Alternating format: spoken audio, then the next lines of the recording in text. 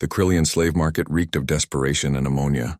Kevin walked through the crowded bazaar with Diana's small hand clutched tightly in his, her other hand gripping a worn stuffed rabbit. The 7-year-old girl hadn't spoken since her mother died in the mining collapse on Epsilon 7, and Kevin's heart broke a little more each silent day. "Humans," a 4-armed Vexorian merchant called out, his translator implant crackling. "You look for companionship, labor? I have finest specimens from 14 systems." Kevin wanted to keep walking. Everything about this place disgusted him. But Diana tugged his sleeve and pointed at 3 figures huddled in a reinforced cage. 2 Etherian women with iridescent skin that shimmered blue and violet, and 1 Zarathi female whose crystalline features caught the harsh market lights. The merchant noticed his gaze. "Ah, excellent eye. These 3 very special. Battle slaves from the Omega conflict. Trained warriors, but war is over. No one wants soldiers now. I give you good price, 6 credits for all 3. 6 credits. The price of a meal at a decent restaurant." Kevin felt rage building in his chest at the casual dehumanization, but he forced himself to think. These women were sentient beings reduced to merchandise.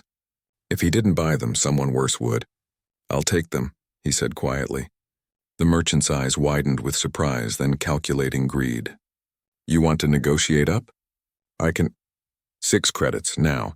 And their freedom papers, legitimate ones, or I'll report this stall to the Galactic Trade Commission for trafficking violations.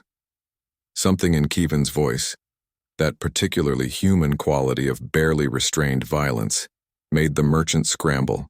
Within minutes, the transaction was complete. The 3 women stood before him in the alley outside the market, wary and confused.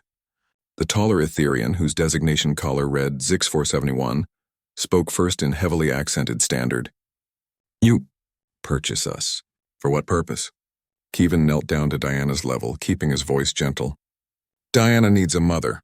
I need help. You 3 need freedom and a home. I'm offering both with no strings attached. You can leave whenever you want. I'll give you your papers and enough credits to start over. Or you can stay, help me raise my daughter, and we'll figure it out together."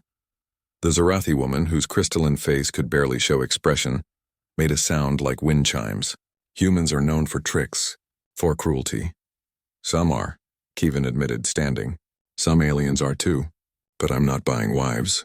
I'm not buying slaves. I'm buying your freedom and hoping you'll choose to stay as family." He pulled out the official documents and handed them over. "These are yours. You're free citizens of the Terran Coalition now." The 3 women stared at the papers as if they were written in an alien language, which, in a sense, they were. Freedom was a concept they'd almost forgotten. Diana, still silent, walked up to the 2nd Etherian, smaller with silver-streaked skin, and held out her stuffed rabbit. The woman's eyes, large and dark, welled with something that transcended species. She took the rabbit carefully, cradling it like the precious gift it was. "Your youngling. She trusts." "She lost her mother," Kevin said softly. "She knows what it's like to need someone."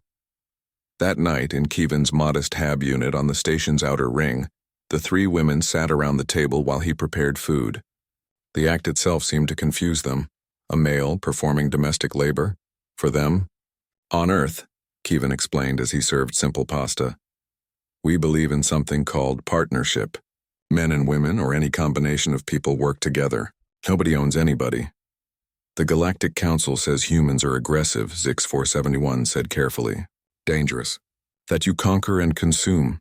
Kevin laughed, though it was tinged with bitterness. "We are dangerous.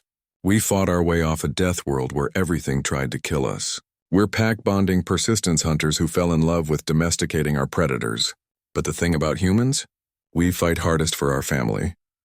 Over the following weeks, something remarkable happened. The Zorathi woman, who asked to be called Liz, discovered she had a gift for singing. Her crystalline structure produced harmonic frequencies that made Diana smile for the first time in months. The smaller Etherian, now called Sarah, turned out to be brilliant with technology, helping Kevin improve his salvage operations efficiency by 300%. Zix-471, who chose the name Vera, became Diana's shadow. The warrior who'd fought in 100 battles found her greatest purpose in teaching a small human girl to be brave, to speak again, to laugh. 2 months after the market, Kevin found all 4 of them asleep in Diana's room. His daughter curled between Sarah and Liz, with Vera keeping watch by the door, old instincts dying hard. He didn't wake them. Instead, he sat in the hallway and wept quietly, grateful for the peculiarly human ability to find family in the unlikeliest places. Diana spoke her first words that night, waking from a nightmare. "Mamas," she called out in the dark. "I'm scared." 3 voices answered as one. "We're here, little one. We're here." And Vera, battle-hardened warrior of 1,000 conflicts, felt something she'd never experienced in all her years of slavery. She felt home. The Galactic Council would never understand humans, Kevin thought the next morning as he watched his unconventional family share breakfast. They saw humanity's violence, its aggression, its refusal to submit.